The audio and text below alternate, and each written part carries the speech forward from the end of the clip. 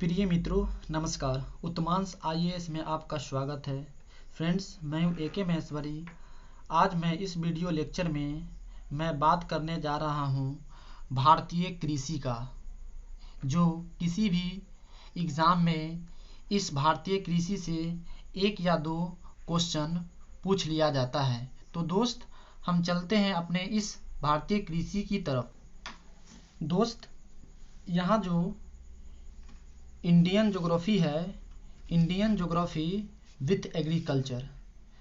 दोस्त, यहाँ जो भारतीय कृषि है, यह भारतीय कृषि किसी भी एग्ज़ाम पॉइंट ऑफ व्यू से बहुत ही पावरफुल साबित होती है। इंडियन एग्रीकल्चर से एक या दो क्वेश्चन एग्जामिनर डालता ही डालता है। तो दोस्त, हम देख लेते हैं कि भारतीय कृषि भारत में 18.9 श्रम शक्ति कृषि पर आधारित है। जितना भारत में जनसंख्या है उसका 48.1% लोग कृषि में इन्वॉल्व है। और जो यहाँ पर दोस्त आपको बताने की कोशिश की गई है, भारत देश की राष्ट्रीय आय में विकास के लिए कृषि का विकास होना लाजमी सी बात है दोस्त, जरूरी है। इसीलिए आप इस बात को नोटिस करते होइएगा कि इंडियन गवर्नमेंट जो कृषि पर बहुत सारा फोर्स करती है, बहुत सारा पैकेज देती है। भारतीय कृषि से भारतीय राष्ट्रीय आय में लगभग 14% सहायता मिलती है। आज़ादी के समय में दोस्त यह 85% सहायता कृषि से भारतीय जीडीपी में हेल्प मिलती थी, बट अभी 14% है। तो दोस्त, आपको यहाँ पर यह डेटा 14% ध्यान में होनी चाहिए कि भारतीय कृषि में राष्ट्रीय आय में इंडियन कृषि का जो योगदान कंट्रीब्यूट कितना है। प्रारंभ में कृषि विकास हेतु भारत सरकार की तरफ से आरबीआई और नाबार्ड की स्थापना की गई थी। खासकर दोस्त कि कृषि में किसान को अच्छी तरह से बेनिफिट हो और वह बेनिफिट भारत के जीडीपी में भी लाभदायक हो। इसीलिए आरआरबी और नाबार्ड की स्थापना भारत सरकार के द्वारा की गई है, लेकिन यह दोस्त राष्ट्रीयकृत नहीं है। आरबीआई का फुल फॉर्म होता है मेरे दोस्त रीजनल रूरल बैंक। नाबार्ड का फुल फॉर्म होता है national bank for agriculture and development. दोस्त, इसका सीधा सा आपका फुल फॉर्म भी पूछ डालता है एग्जामिनर। नोट थोड़ा देख लीजिए मेरे दोस्त, दोनों संस्था भारत सरकार की नहीं है, क्योंकि इसमें 51% भारत सरकार का शेयर नहीं है। इसी वजह से यह राष्ट्रीयकृत नहीं है। इसका मेन वर्क था किसानों को अधिक ऋण प्रदान करना। मीन्स अगर देखा जाए तो दोस्त, डेबिट देना, क्रेडिट देना, लोन देना। फिर दोस्त, यहाँ जो बताई जाती है हरित क्रांति, ग्रीन रिवॉल्यूशन। भारत में कृषि विकास के लिए 1967 में डॉक्टर एस स्वामीनाथन के द्वारा प्रथम हरित क्रांति चलाई गई। क्वेश्चन आपको डायरेक्ट दोस्त पूछेगा कि इंडिया में हरित क्रांति का जनक, फादर किसे बोला जाता है, तो एस स्वामीनाथन को। वह दूसरी हरित क्रांति 1983 में चावल के लिए चलाई गई थी। दोस्त, इस बात को ध्यान में रखिए कि प्रथम हरित क्रांति 1967 में एंड दूसरी हरित क्रांति 1983 में चलाई गई थी। हरित क्रांति का सबसे अधिक प्रभाव गेहूं और चावल की खेती पर पड़ा था। क्वेश्चन डायरेक्ट दोस्त पूछेगा। विश्व में हरित क्रांति का जनक डॉक्टर बोरलॉग को बोला जाता है, जबकि भारत में हरित क्रांति का फादर दोस्त बोला जाता है किसे, तो डॉक्टर स्वामीनाथन को। विश्व में बोरलॉग, भारत में स्वामीनाथन।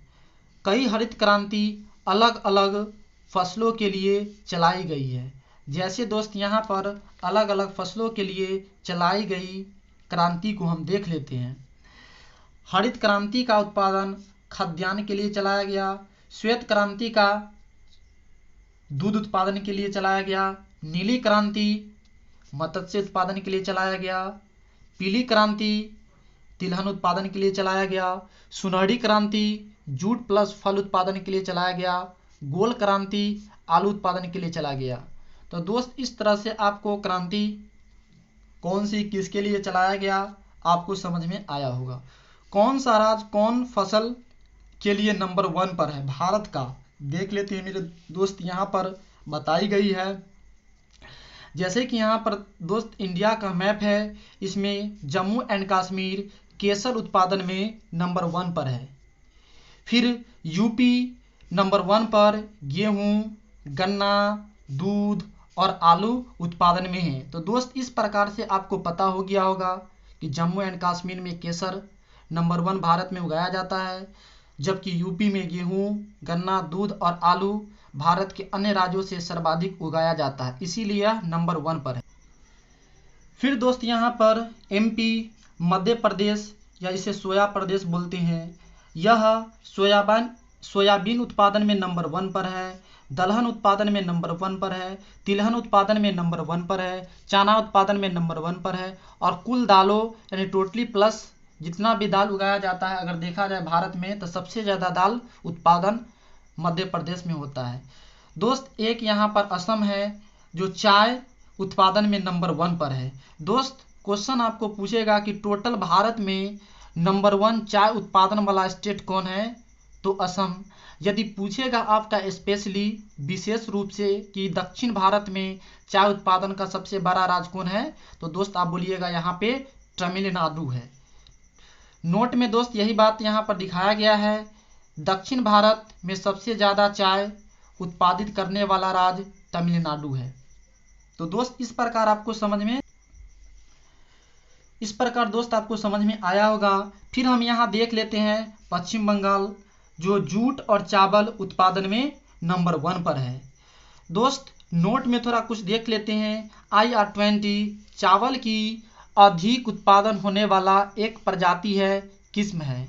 भारत में चावल की खेती उन क्षेत्रों में होती है जहां वास्तविक वर्षा